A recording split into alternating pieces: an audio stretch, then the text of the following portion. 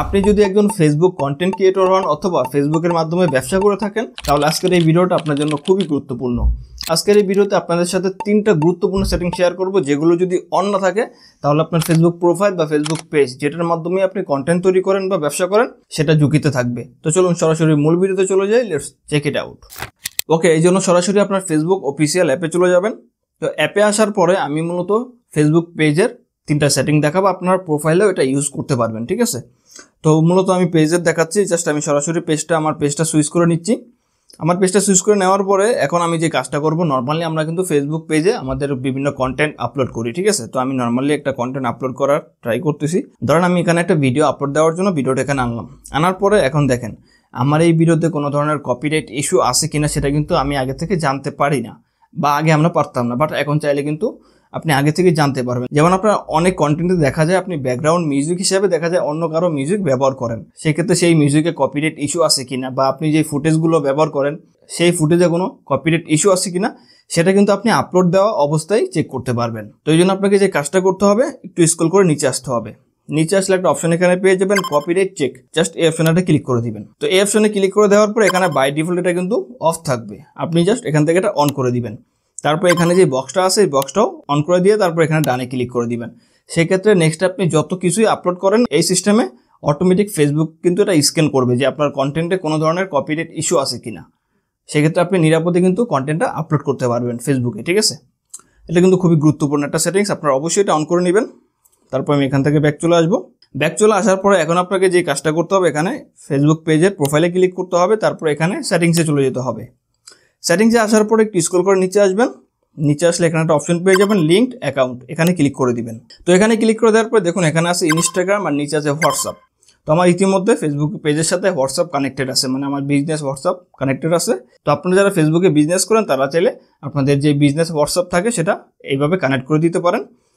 আর এখানে আছে ইনস্টাগ্রাম। আমরা বেশিরভাগ ক্ষেত্রে যারা ফেসবুক কন্টেন্ট ক্রিয়েটর মানে পেজে ভিডিও আপলোড করি, বড় বড় পেজ, কিন্তু আমাদের পেজের সাথে ইনস্টাগ্রাম কানেক্টেড থাকে না। অথবা আমরা যারা ব্যবসা করি, বড় বড় পেজ আছে আমাদের, তারাও কিন্তু ইনস্টাগ্রাম কানেক্টেড করেন না। এটা সবচেয়ে বড় ভুল করেন। এর একটা খারাপ কারণ আপনাদেরকে আমি বলি। ধরো অনেক সময় দেখা যায় যে আমাদেরকে ফেক কপিরাইট দেয়, অনেকে কপিরাইট দিয়ে টাকা দাবি করে, লাইক আমাদের প্রোফাইল পিকচারে আমাদের নিজের ছবি দিয়ে কিন্তু কপিরাইট দেয়। তো এটা মূলত বেশিরভাগ ক্ষেত্রেই দেখা যায় যে তারা যে কাজটা করে ওই প্রোফাইল পিকচারটা ডাউনলোড করে অন্য কোনো সোশ্যাল মিডিয়াতে আপলোড করে, বা ফেসবুকে আপলোড করে অথবা ইনস্টাগ্রামে আপলোড করে। আপলোড করার পরে ওই ছবি দিয়ে আপনাকে কিন্তু ক্লাইম করে যে হচ্ছে এটা আমার ছবি, সে কপি করে প্রোফাইল দিয়েছে। তখনই কিন্তু ফেসবুক আপনার ওই ছবিটা রিমুভ করে দেয়, ঠিক আছে। তো আপনি যে কাজটা করতে পারেন, এখান থেকে আপনার পেজের সাথে অবশ্যই একটা ইনস্টাগ্রাম কানেক্ট করে রাখবেন।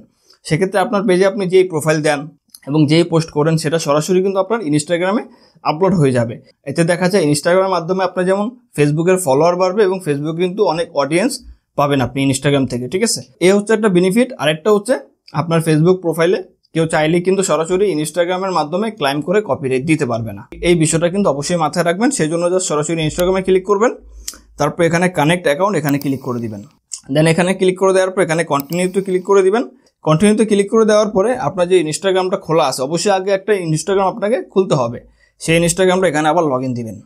ওকে, আমি এখানে ইউজার নেম এবং পাসওয়ার্ডটা দিয়ে দিলাম, তারপর এখানে লগ ইনে ক্লিক করে দিব। তো লগ ইনে ক্লিক করে দেওয়ার পরে দেখুন আমার সামনে এরকম ইন্টারফেস চলে আসছে। আমি এখানে জাস্ট সেভ ইনফোতে ক্লিক করে দিব, তারপর এখানে সেভ ইনফোতে আবার ক্লিক করে দিব।